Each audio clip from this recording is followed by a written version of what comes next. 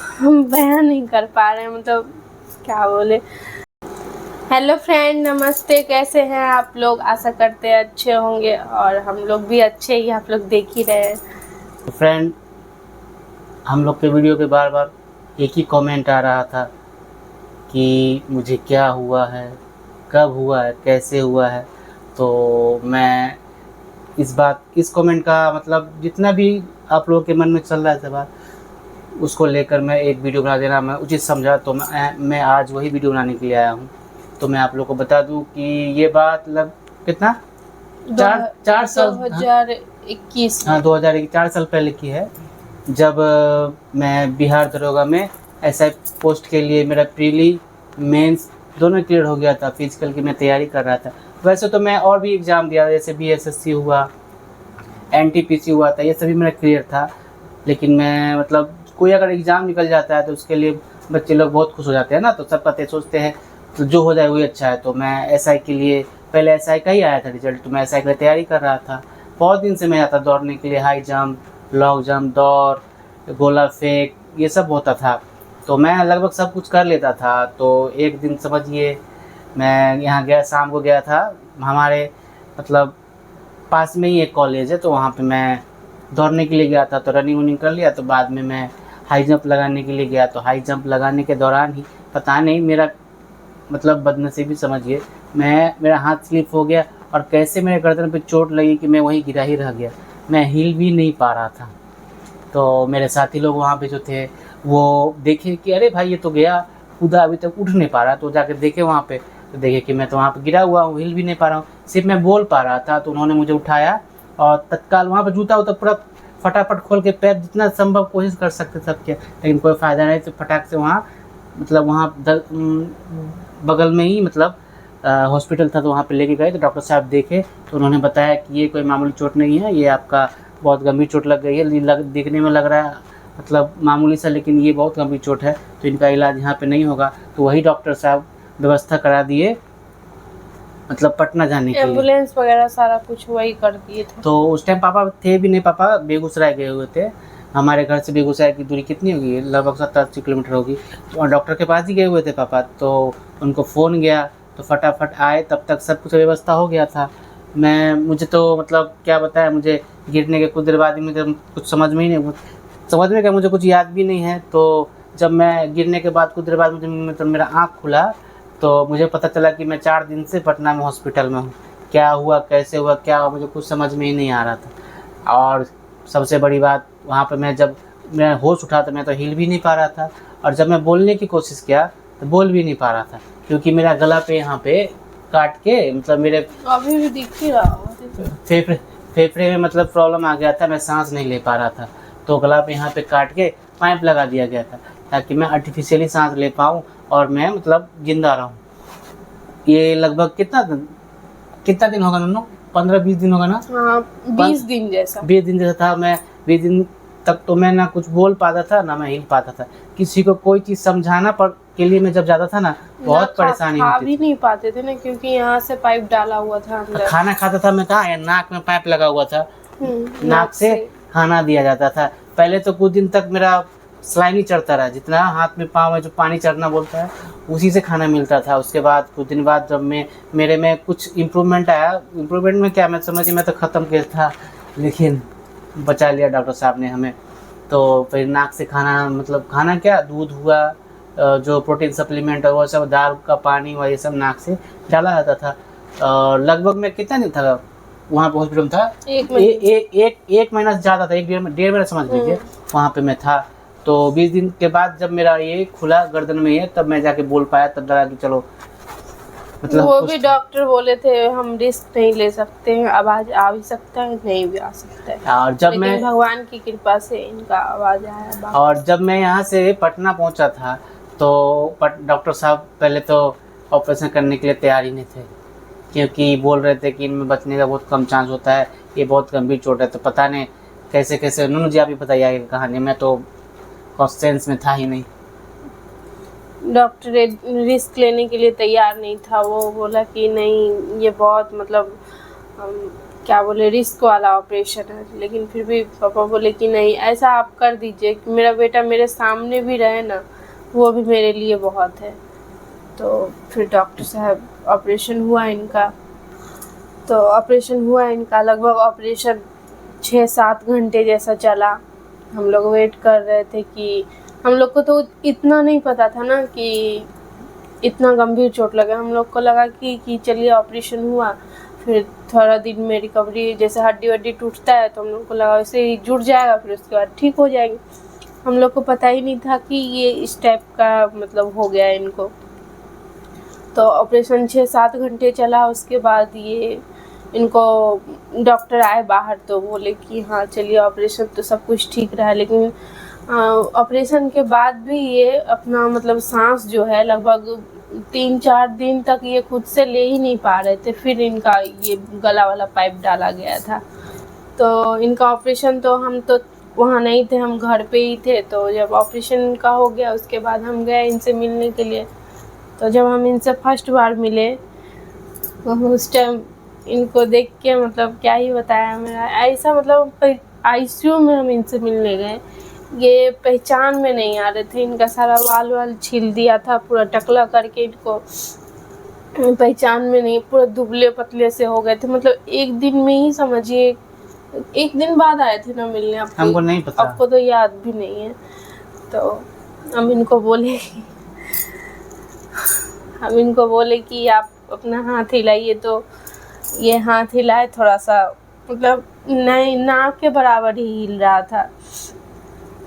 और उसके बाद हम बोले पैर हिलाइए ना, तो पैर तो बिल्कुल भी नहीं हिला था। फिर भी ये हमसे पूछ रहे थे कि पैर हिला मेरा। तो हम इनको झूठ बोले कि हाँ हिल रहा है, थोड़ा थोड़ा हिल रहा है पैर। तो उस टाइम का सिचुएशन हम क्या बताया आप लोगों को, हम बयान नहीं कर पा रहे हैं, मतलब क्या बोले। तो फिर हम इनसे थोड़ा सा बात किए कि हाँ ठीक है। उस सिचुएशन में भी ये बोल रहे थे हाँ हम एकदम ठीक हैं। हम बोले कि हमारा एनिवर्सरी आ रहा है, क्योंकि इनको 28 जनवरी को चोट लगा था।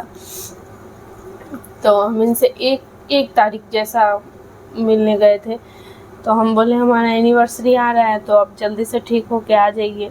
बोले हाँ जल्दी आ जाएंगे ठीक होके। तो फिर हम लोग लगभग 1-1.5 महीने जैसे हॉस्पिटल में थे। मेन प्रॉब्लम तो हॉस्पिटल से घर आने पर था, क्योंकि मुश्किल क्या होता है इस चोट में कि अगर किसी को स्पाइन में चोट लगता है ना तो फेफड़े में प्रॉब्लम आती है, सांस लेने में बहुत दिक्कत होता है। इसमें शुरू में क्या होता है, नॉर्मली आदमी सांस नहीं ले पाता है, क्योंकि उसका जो फेफड़ा होता है कफ से भर जाता है। तो उसके लिए एक मशीन दिया गया था जो क्या करता था, मुँह में डाल के पूरा फेफड़ा के पास ले जाके कफ खींचा जाता था, सक्शन किया जाता था। तो उसमें बहुत प्रॉब्लम होता था, बहुत दर्द भरा था वो। आप लोग को ये बताना नहीं चाहते, बहुत दर्द भरा था, हम बता ही नहीं सकते। जब हम इनको देखे ना फर्स्ट बार, वो सक्शन जब इनको कर रहा था, यहाँ पे गला में एक पाइप डाला हुआ था, उसके अंदर पाइप डाल के जब गला में इनको पाइप डालता ना, ऐसे ऐसे पूरा ये छटपटाते, मतलब अजीब सा लगता कि अब जैसे सांस इनका अटक जाएगा। वो सब चीज़ मेरे आँख के सामने में अभी भी आता है ना, मेरा एकदम दिल दहल जाता है कि भगवान कैसा सिचुएशन में पहुंचा दिए थे। लेकिन भगवान का शुक्र रहा कि हम लोग घर पे आए। तो एक दिन ही ऐसा प्रॉब्लम हुआ, उसके बाद धीरे धीरे रिकवरी आने लगी। और फिर हम लोग यहीं पे घर पे ही थेरेपी कराते थे। तो जिस दिन घर पे लाए थे ना, उस दिन का हम आप लोगों को बता रहे हैं। भगवान ना करे किसी के साथ भी इस तरह का प्रॉब्लम हो। जिस परिस्थिति से हम लोग गुजरे हैं ना, बयान नहीं कर सकता। अभी भी हमको रोना आ रहा है, लेकिन हम नहीं रोएंगे क्योंकि हम कमज़ोर नहीं हैं। तो उस रात तो पूरा रात हम इनको मतलब डॉक्टर बोला था कि मतलब ध्यान देने के लिए, क्योंकि ये इनका ऑक्सीजन लेवल जो है ना अचानक से बहुत ज़्यादा डाउन हो जाता, मतलब पूरा बेहोशी के टाइप में। तो डॉक्टर बोला था ध्यान देने के लिए, ऑक्सीमीटर कंटिन्यू फिंगर में लगा के पूरा रात इनका हाथ हम अपने हाथ पे रख के पूरा रात हम उसको देखते थे। जब देखते 80 से डाउन हुआ नीचे, फटाक से ये मतलब अजीब सा इनका सांस वास चलने लगता था। हम फटाक से उठिए ना, क्या हुआ आपको, क्या हुआ, उठिए ना, इस टाइप से कर के हम वो रात काटे हैं। क्या बताएं आप लोगों को, उस टाइम का सिचुएशन इतना बुरा था। तो आप लोग देखते होंगे हमारे वीडियो में हम बोलते हैं कि अभी ये कर रहे हैं ना, ये देख के हमको बहुत अच्छा लग रहा है। तो आप लोग मेरा कहानी सुन के सोचिए हमको कितना अच्छा लगता होगा जब ये अपना हाथ भी हिलाते होंगे तो। तब हम लोग यहाँ पे घर पे लगभग 6 महीने थेरेपी कराए। थेरेपी कराने के बाद पापा पूरा मतलब पूरा देश में जहाँ जहाँ जो चीज़ हो सकता है, हमारा रिपोर्ट ब्रिटेन तक भी भेजे, लेकिन कहीं पे भी कोई नहीं है, बोला गया कि जो ऑपरेशन हुआ एकदम सही है, इसका दूसरा कोई उपाय नहीं, थेरेपी कराना पड़ेगा। और उस टाइम ऐसा हो गया ना कि कोरोना काल भी आ गया था, तो जिसके कारण से हम लोग कहीं जा भी नहीं सकते थे। तो कोरोना जैसे धीरे धीरे कम हुआ, उसके बाद हम लोग दिल्ली गए। दिल्ली में एक रिहेबिलिटेशन सेंटर है, वहाँ पे लगभग हम लोग 1.5-2 साल रहे। वहाँ फिर भी परेशानी कम नहीं हुआ। हम लोग दिल्ली गए, वहाँ पे जाके हमको पता चला कि इनके थाई में प्रॉब्लम हो गया है। हिप में जो हिप जॉइंट में हड्डी बढ़ गई, एचओ हो गया, इसको हाइड्रोट्रोपिक ऑसिफिकेशन बोला जाता है। हाँ। हड्डी पैर जाम हो गया था, तो पता नहीं कैसे हुआ, किसी गलती कारण से, मैं नाम नहीं लेना चाहता किसी का, हो गया तो हो गया, अब क्या कर सकते। तो उसको ठीक करने के लिए फिर वहाँ हॉस्पिटल में गए, तो कहीं से भी इसका कोई उपाय नहीं था। तो एक डॉक्टर थे जो मुझे लगता है मेरे लिए भगवान थे। उन्होंने, जितने भी डॉक्टर हमको मिले सभी अच्छे मिले, मेरे लिए भगवान ही है सब, क्योंकि हमें बचा लिया। तो उन्होंने बोला रिस्की है ऑपरेशन, कर दे लेकिन हो जाएगा। तो उन्होंने कोशिश करके किया। तो अभी जो आप हमको देख रहे हो ना बैठते हुए, अब उन्हीं डॉक्टर के कारण बैठ पाते, तो बैठ भी पहले नहीं पाते थे, हमेशा सोए ही हुए ही रहते थे, क्योंकि मेरा कमर मुड़ता ही नहीं था, मैं बैठ ही नहीं पाता था। तो ये दिक्कत बहुत हो गई थी। तो वो डॉक्टर साहब ने हमें बहुत, मतलब क्या भगवान। ऑपरेशन होने के बाद भी परेशानी कम नहीं हुआ। मतलब क्या ही बताया, ऑपरेशन का घाव ठीक होने में 1 साल लग गया। क्योंकि उसमें वही दिक्कत होता है, क्योंकि पैर में तो जान है नहीं, तो फिर वो हम लोग चल फिर पाते थे, मैं तो चल नहीं पाता था। तो सोए सोए कितना वो रिकवरी होगा, धीरे धीरे करते करते लगभग 1 साल लग ही गया, 1 साल ज़्यादा ही होगा। वो ठीक हो जाता था, फिर सो जाता था, ठीक हो जाता था, फिर सो जाता। ऐसे करते करते बहुत प्रॉब्लम हो गया था मेरे शरीर में। उस घाव में लगभग एक साल तक पूरा मशीन लगा हुआ था, जो कि उसमें जितना भी वेस्ट मटेरियल बनता था उसको खींच खींच के बाहर निकालता था, तब जाके 1 साल में वो घाव ठीक हुआ। और अभी हिप जॉइंट के ऑपरेशन के लिए तो डॉक्टर बिल्कुल भी रेडी नहीं हो रहे थे। पहले तो वो स्टार्टिंग में पापा गए मिलने, तो वो डेट वगैरह दे दिए कि हाँ 1 तारीख को आइएगा, 1 तारीख को हम लोग भर्ती करेंगे और उस अगले दिन ऑपरेशन होगा। तो फिर जिस दिन हम लोग कराने गए थे वहाँ पे ऑपरेशन, मतलब भर्ती जो बोले थे 1 तारीख को, तो हम लोग 1 तारीख को गए वहाँ पे। तो डॉक्टर फिर से बोल रहे कि ये बहुत रिस्क है, इसमें ब्लड लॉस बहुत ज़्यादा होगा, क्योंकि हम जितना हड्डी काट काट के निकालेंगे उतना ज़्यादा हिप से खून ज़्यादा निकलेगा, क्योंकि वहाँ पे ही ज़्यादातर नस वगैरह होता है। तो अब डॉक्टर तो डरा दिए, हम लोग तो डर ही गए। जानते हैं एक बीवी के लिए कैसा उसके दिल पे गुजर रहा होगा ये सब सुन के। तो हम फिर बोले कि चलिए उन्हें छोड़ देते हैं, नहीं करवाते। ये बोले नहीं, जब हम आ गए ना, इनके अंदर एक बात सच में बहुत ज़्यादा हिम्मत है। आप हमको बोलते हैं, आप हम लोग को मतलब बोलते ही होंगे, सोचते होंगे मन में कि कितना हिम्मत है, लेकिन इनके हिम्मत से हम लोगों में हिम्मत आता है। तो ये बोले कि नहीं देखो, हम लोग आ गए ना तो करवा के ही जाएंगे ऑपरेशन, चाहे जो हो जाए। फिर हम बोले कि चलिए आपका जब मन है तो चलते हैं। इनको एडमिट कर दिए। उस टाइम भी डॉक्टर एक आए थे ना, याद है आपको? उस टाइम भी डॉक्टर आए थे, वो भी बोल रहे थे कि संदीप इसमें बहुत ज़्यादा रिस्क है, तुमको नहीं करवाना चाहिए था ये ऑपरेशन।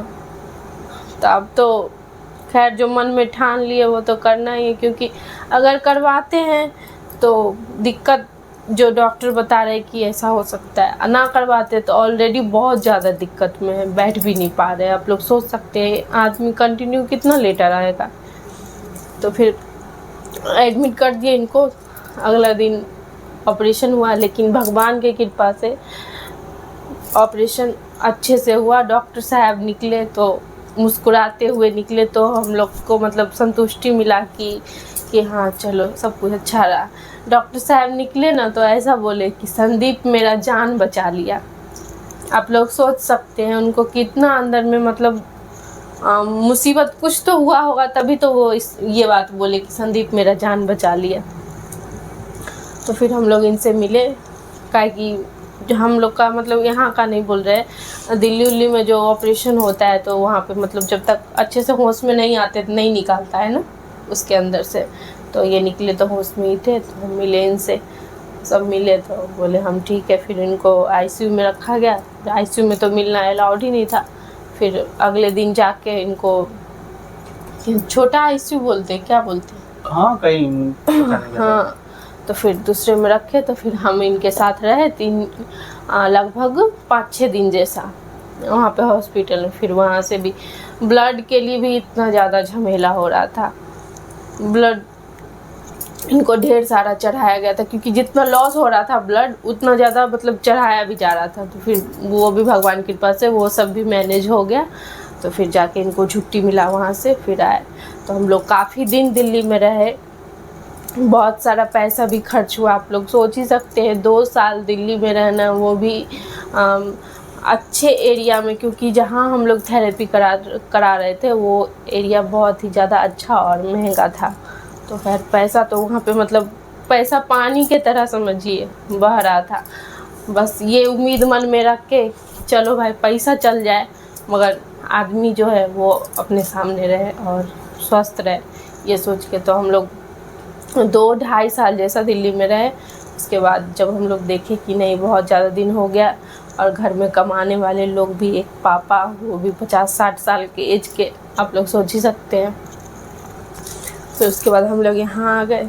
तो अभी देखिए अभी जो आप हमें देख रहे होंगे व्हील चेयर बैठे, वो डॉक्टर साहब की मेहरबानी से हम बैठे हुए हैं। और आप लोग सोच रहे होंगे कि हम कितना प्रॉब्लम में हम हैं। ये कभी अपने आप को मानते नहीं कि हम प्रॉब्लम में हैं। हम कोई भी चीज़ को पॉजिटिव सोचते हैं, हमें सबको पॉजिटिव ही सोचना चाहिए। मैं इस प्रॉब्लम में हूँ, मुझे कोई मतलब उतना वो गिला नहीं है ज़िंदगी से। भगवान ने मुझे इस लायक समझा, सोचा कि मैं बहुत बहादुर सिपाही हूँ उनका, तो मेरे को इस तरह का काम उनको दिए, तो हम उनका काम मतलब अच्छी तरह से, जो मतलब क्या बोलता है, जो जिसको जो काम मिला है उसको अच्छी तरह से उसको करना चाहिए। तो भगवान का दिया हुआ जो है मैंने एक्सेप्ट किया और मैं बहुत खुश हूँ।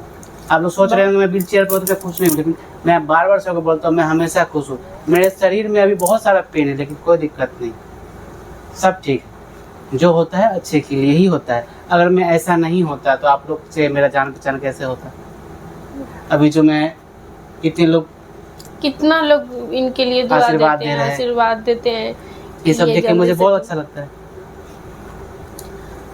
दिक्कत आती है, ठीक हो जाएगा। आज मैं ऐसा हूँ, जब मैं ठीक नहीं रह सका तो खराब भी नहीं रह सकूंगा। जब मैं ठीक था तो खराब हो गया, तो खराब था तो मैं अच्छा हो जाऊँ। हमेशा भी पॉजिटिव रहना चाहिए। मैं हमेशा पॉजिटिव थिंक ही रखता हूँ, इसलिए मैं ज़्यादा टेंशन नहीं लेता। और जो भी बहुत सारे पेशेंट है इस तरह के, तो जो हमसे बात करते हैं मैं सबको समझाता हूँ धैर्य रखिए, सब ठीक हो जाएगा। तो फिर और मैं क्या बोलूँ। और हम बस यही बोलना चाहते हैं भगवान का, बस हम इतना ही शुक्रिया करना चाहते हैं कि वो मेरे पति को बचा दिए। बस यही मेरे लिए बहुत बड़ी बात है। और हम कभी भी ये नहीं सोचते हैं कि ये कब तक ठीक होंगे।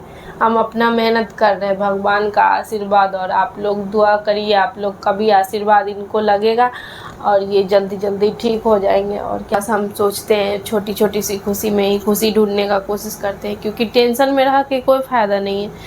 प्रॉब्लम जो है सो है ही, लेकिन उसको ठीक करने के बारे में हमको सोचना होगा ना। अगर हम ही ऐसे उदास बैठेंगे तो फिर इनको क्या होगा। अगर हम उदास रहेंगे तो फिर ये तो और भी ज़्यादा उदास रहेंगे, क्योंकि इनके खुशी से हम मेरा खुशी और मेरे खुशी से इनका खुशी है, तो हम दोनों खुश रहेंगे।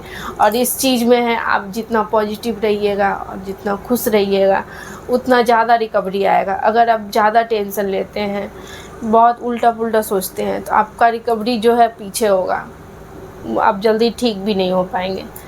और आगे हम लोग क्या बोलेंगे, वैसे ही बहुत ज़्यादा इमोशनली बात हो गया, तो हम इनके साथ ज़िंदगी भर है क्या, हमेशा साथ रहेंगे बस। आप लोगों से भी रिक्वेस्ट है, प्लीज़ प्लीज़ प्लीज़ आप लोग हमें सपोर्ट करिए, क्योंकि हम लोग खुद इंडिपेंडेंट होना चाहते हैं। खुद का मतलब क्या बोले आप लोगों का सपोर्ट रहा तो अपना सारा सपना भी पूरा होगा, क्योंकि हम दोनों ने मिलके बहुत सारा सपना देखा था, लेकिन इनको चोट लगने के बाद तो लाइफ पूरा रुक गया है। लेकिन अब आप लोगों के सपोर्ट से लग रहा है कि हाँ हमारा लाइफ भी आगे बढ़ेगा और हम लोग भी जीवन में कुछ कर सकते हैं। तो आप लोग प्लीज़ हमें सपोर्ट करिए और आज का ब्लॉग हम यहीं पे ख़त्म करते हैं। मिलते हैं नेक्स्ट ब्लॉग में, तब तक के लिए टाटा बाय बाय। और हमारे ब्लॉग को आप लोग वीडियोज़ को और रील को जितना ज़्यादा से ज़्यादा हो आप लोग प्लीज़ प्लीज़ प्लीज़ शेयर करिए बस।